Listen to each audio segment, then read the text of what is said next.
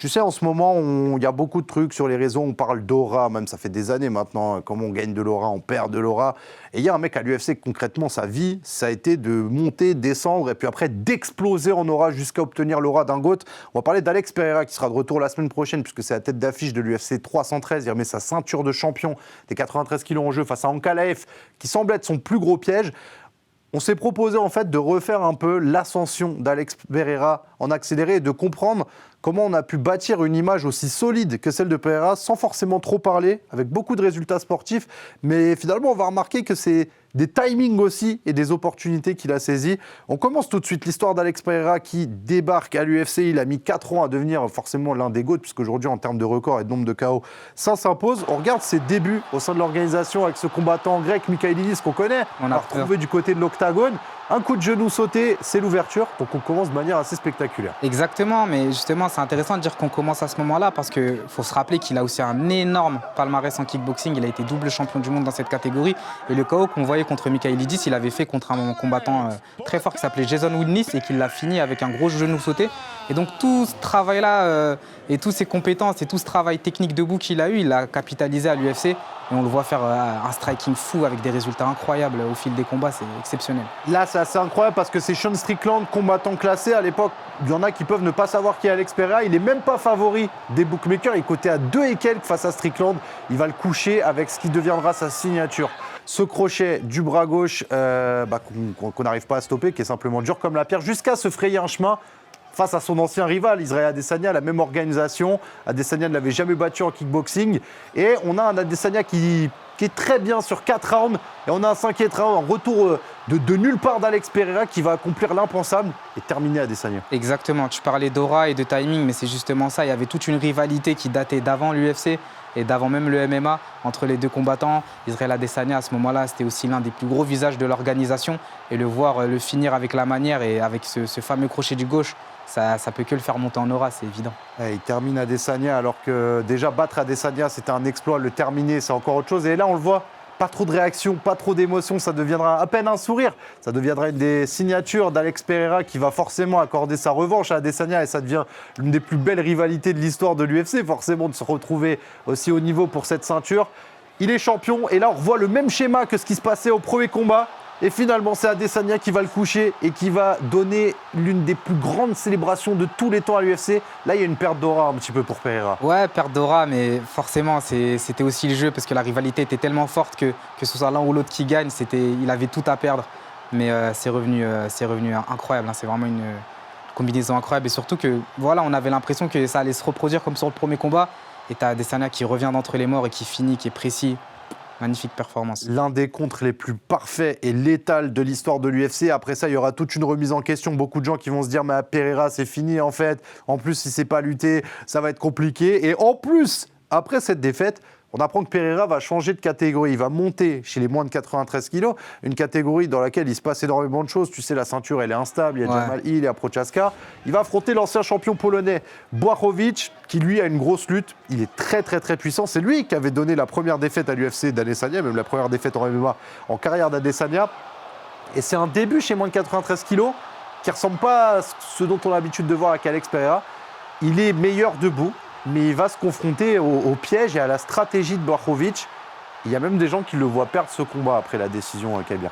Exactement, le truc c'est qu'on savait que Błachowicz c'était un peu la kryptonite de Pereira, puisqu'il avait un gros style de lutteur, comme on le voit dans l'extrait, il arrive à contrer toutes les attaques de Pereira pour l'amener au sol. C'était un combat beaucoup plus discuté. Il faut savoir qu'on était dans la catégorie du dessus, même si Pereira est très lourd, il y avait aussi ce gros gap et ce gros menton de Błachowicz. Et après ça, il a décidé un petit peu de clore les débats. Donc là, on le voit un petit peu bousculer. On aurait pu y aller, hein. On le voyait un petit peu bousculer face à Prochaska. Vous inquiétez pas, allez-y, déroulez tranquille. Et finalement, en fait, on a l'impression qu'après ce combat face à Błachowicz, les doutes qu'on peut avoir sur Pereira, le côté ouais, tu défends pas la lutte, finalement, t'es prenable. Et il va fermer pas mal de bouches encore une fois parce qu'il va mettre KO Prochaska là-dessus. Là, on est sur une énorme carte puisque je crois qu'on est juste après le Aspinal Pavlovich. Ouais, c'est une grosse séquence. Et justement, c'est là où on voit aussi la progression de Pereira. Au début, on l'a souvent résumé à un gros striking, un énorme crochet gauche. Mais petit à petit, il a réussi à peaufiner son style et l'adapter au MMA, comme on peut le voir. Et là, c'est peut-être l'aura suprême qui est en train de se construire. UFC 300, il y a eu l'un des KO de l'année. Et il va y avoir cette célébration forcément aussi, avec le moment juste avant le KO, le moment où il dit à l'arbitre, non, tout va bien, j'ai pris le coup dans la coquille, mais je gère. Ouais, c'est ça. Et au-delà de ça, en même temps, on voyait aussi, c'est intéressant qu'ils reprennent ce même parce qu'on voyait aussi qu'il gagnait en popularité sur les réseaux sociaux et qu'il jouait de cette image d'homme de pierre également. Donc c'est comme ça qu'il a pu aussi devenir très stylé. Jusqu'à reprendre en short notice l'ancien champion Prochaska qui va encore une fois détruire même plus facilement que la première fois. On se rappelle qu'il a accepté le short notice en mettant la musique d'entrée de Volkanovski qui était habitué de prendre les short notice et en fonçant comme ça sur l'autoroute. Et derrière, il y aura cette guerre exceptionnelle et cet ultra instinct face à Khalil Rountree qui sera sa dernière défense où au bout d'un moment, en fait, il est tout simplement trop au-dessus. Exactement. Il a fait des beaux efforts en tri, mais c'est trop fort en fait. Il a eu à l'usure et c'est là où tu vois, tu as une sorte d'état de feu où tu as l'impression qu'il est intouchable, il a les mains basses. Et les gens se moquent beaucoup de lui, on le voit sur les réseaux, des fois il fait des shadows, il n'a pas l'air forcément très impressionnant et tout le monde fait des mèmes sur lui. Mais on se rend compte que justement, dans les phases comme ça, quand on est dans le dur, il est ultra décisif et ses statistiques, elles parlent pour lui-même. Bah ouais, la Laura, elle est au maximum, elle a son plafond. 10 KO à l'UFC quand même, c'est une dinguerie. Et sur la série de KO pour des ceintures, en fait, ça va s'inscrire dans les records parce que on n'est pas chez les poids lourds, en fait. Les mettre KO tout le monde pour des ceintures, c'est pas la normalité. Et on adore cultiver la normalité avec un mec comme Alex Pereira parce que c'est juste un... C'est un personnage qui aujourd'hui fait vivre l'organisation, clairement. Exactement, il fait vivre l'organisation parce que même en dehors de la cage, comme on le disait, il arrive à attirer des gens. Il a justement un personnage qui est super intéressant. Il a un star power qui fait qu'il dépasse le sport et c'est aussi pour ça qu'on l'entend, on le pressent pour potentiellement combattre des gens dans d'autres disciplines ou d'autres types. Donc c'est vraiment cool. On le retrouvera la semaine prochaine face à son plus gros test, Magomed Ankalaev, le challenger numéro 1 de cette catégorie, combattant dagestanais. Alors, gros spécialiste debout. Mais on craint la lutte daghestanaise quand on pense à Ankalaev face à Alex Pereira Kabir. C'est sûr, ça va être un gros challenge pour lui. Je pense que c'est un combat qui va être engagé et difficile à pronostiquer. Mais évidemment, je pense que beaucoup de gens attendent aussi un gros KO de Pereira. Mais bon, ça va être compliqué face à Ankalaev. Ouais, je vous vois dans le chat, ça a dit 37 ans, le daron qui tabasse un petit peu Alex Pereira. On va voir. Est-ce qu'il va accomplir un petit peu le dernier test qui lui reste à faire dans cette catégorie des moins de 93 kilos? S'il bat Ankalaev, il y aura plus grand débat finalement sur ce qui reste à faire dans cette catégorie pour lui. Ouais, justement, on parle souvent de la métaphore, finir le jeu, platiner le jeu. Je pense qu'il a été champion dans 2 catégories en venant d'une discipline qui n'est pas forcément la sienne. Là, il est en mode New Game Plus, là, il est en train de kiffer, d'avancer tranquillement. Il peut se permettre de faire n'importe quel challenge. Dans tous les cas, il aura écrit l'histoire et son héritage est déjà écrit. Et s'il bat Ankalaev, potentiellement, on pourrait se diriger vers le trophée platine. Aller chercher un John Jones, un GOAT comme ça pour vraiment cimenter un petit peu l'héritage d'Alex Pereira en 4 ans seulement à l'UFC. On en parle parmi l'un des plus grands de tous les temps de cette organisation et du sport qu'est le MMA, les amis. Il y a des fighters à suivre, il y a beaucoup de noms sur les cartes. Parfois, on ne les connaît pas, mais heureusement, on a un homme qui nous parle de ça. On accueille Anto qui va nous parler d'un nouveau combattant. Oh là là. Comment ça va, Anto? Ça va et toi? Ça va très très bien. De qui est-ce que tu vas nous parler aujourd'hui avant qu'on passe à la boxe tout à l'heure? Parce qu'il y aura encore beaucoup d'histoires. Alors je vais parler de Joshua Van. Est-ce que tu le connais, Kabir? Joshua Van? Absolument pas. Eh bien c'est parfait parce que Joshua Van c'est l'un... J'aime cette sincérité de Kabir, est juste exceptionnelle, merci. C'est quand même l'un des plus jeunes espoirs, donc les plus prometteurs de la catégorie des flyweight. Il est né en Birmanie et il est élevé aux États-Unis. Il s'est forgé une réputation de combattant un peu intrépide et ultra actif, parce qu'à seulement 23 ans, il enchaîne les combats à l'UFC. Il en a fait 4 en 2024 et il va en faire 5 en 2025. En tout cas, c'est son objectif, une preuve de sa détermination et un peu de son envie de marquer les esprits. Ouais, j'aime bien. Comment a commencé l'histoire de Joshua Van? Alors, Joshua Van a commencé à se battre bien avant d'entrer dans une cage de MMA. Ses premiers combats, des combats de rue, mais avec une règle bien spécifique.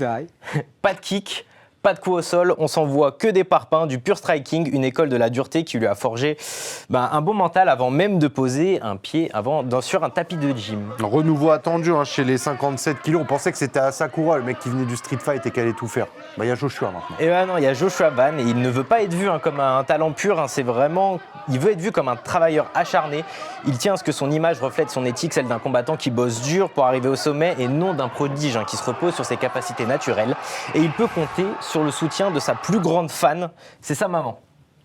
Un soutien indéfectible qui pourtant, sa mère ne regarde jamais ses combats. Un peu comme la mère d'Islam Makhachev, elle préfère attendre la fin et elle demande une photo de son fils qu'il lui envoie pour vraiment vérifier si tout se passe bien et qu'il n'a pas trop de bobos. après son combat. Magnifique photo de famille là, à New York, j'espère. Si je dis, allez, on va avancer. Bon, c'est quoi le prochain combat? Il combat la semaine prochaine, Joshua Van. Ouais, il combat sur la carte donc d'Alex Pereira contre Magomed Ankalaev, mais lui il disait il ne regarde même pas le contrat, il regarde même pas le nom de ses adversaires, il signe et il combat plus tard. C'est vraiment une mentalité de guerrier qui reflète sa volonté d'affronter n'importe qui et n'importe quand. Son prochain défi c'est Red Tsuruya, c'est un combattant invaincu, il est en 10-0 le japonais, et ce sera le premier combat entre deux combattants nés après les années 2000 à l'UFC, un symbole de la nouvelle génération qui prend de l'assaut l'UFC. Et Joshua Van, c'est quelqu'un que tu vas aimer, Kabir, parce que c'est un striker dans l'âme. 90% de ses coups sont envoyés debout et c'est le combattant qui envoie le plus de frappes à l'UFC. Incroyable. 9 frappes envoyées par minute. Il privilégie l'agressivité et l'impact plutôt que la prudence, ce qui le rend assez spectaculaire à regarder, comme tu peux le voir, Kabir. Ouais, dans les images, c'est impressionnant et il a vraiment pas de ralentir. On a l'impression qu'il a 18 poumons, il fait que d'avancer, qu'il fait que de frapper. UFC 300, ça en plus, il choisit bien ses Il n'arrête moments. pas. Hein. Gros rythme. Il travaille au foie. 306 à la Noche. Travaille au foie, à la tête. Oui, c'est Noche, super propre. pardon. Oh là là là là.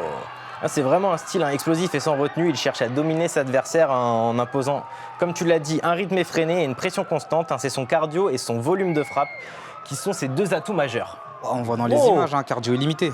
Mais déjà que le frérot, il est sous brushing en face, il est en train de le défriser, c'est terrible. C'est ouf, il enchaîne des combos Budokai. Bon, pourquoi il faut suivre Joshua Van alors, le combattant surboosté? Alors exactement, Joshua Van, c'est un mélange de travail acharné, de talent brut. Il refuse d'être vu comme un simple phénomène et veut prouver à l'UFC tout simplement qu'il a sa place et qu'il l'a gagné avec du sang, de la sueur et de la discipline, avec un rythme de combat aussi soutenu et aussi rapide. Il pourrait devenir un sérieux prétendant chez le top 5 des moins de 57 kilos, et tout simplement aussi parce qu'il fait 1m65 et je trouve que c'est une taille parfaite. Pourquoi? Parce que c'est ma taille, c'est tout. Tout est lié. Ah. Tout est lié. C'était juste pour ça en fait. Tu sais, les 10 minutes que nous avons avant, Il s'est fait une auto-promo de fou, vraiment. Joshua Van, la semaine prochaine, carte préliminaire de l'UFC 313, RMC Sport 2 à partir de 2h du mat, c'est ça? Exactement, et en plus, il affronte comme j'ai dit, un combattant invaincu qui est en 10-0. Et cette année, en 2025, il y a eu 19 combats avec des invaincus, il y a eu 14 défaites. Okay. Oh là là.